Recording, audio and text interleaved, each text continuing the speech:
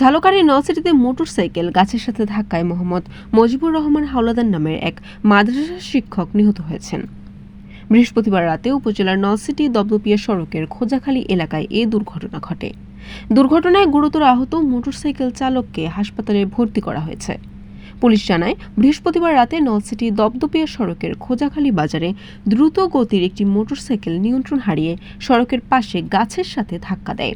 এ সময় মোটরসাইকেলের আরোহী মাদ্রাসা শিক্ষক মোহাম্মদ মজিবুর রহমান মাথায় আঘাতপ্রাপ্ত হয়ে গুরুতর আহত হন।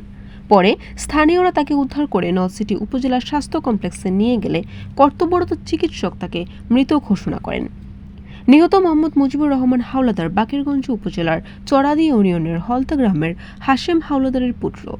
তিনি নলসিটির দপদপিয়া ইউনিয়নের তিমিরকাঠি দারুল ইসলামিয়া মাদ্রাসার মোহতামিম হিসেবে কর্মরত ছিলেন।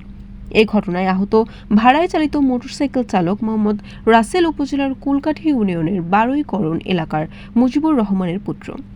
তাকে নলসিটি উপজেলা স্বাস্থ্য কমপ্লেক্সে চিকিৎসা দেওয়া হচ্ছে। নলসিটি থানার অফিসার ইনচার্জ মোহাম্মদ আব্দুল সালাম জানান, মোটরসাইকেল দুর্ঘটনায় নিহতের মরদেহ উদ্ধার করে মর্গে পাঠানো হয়েছে।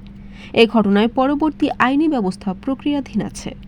বরিশাল.নিউজ।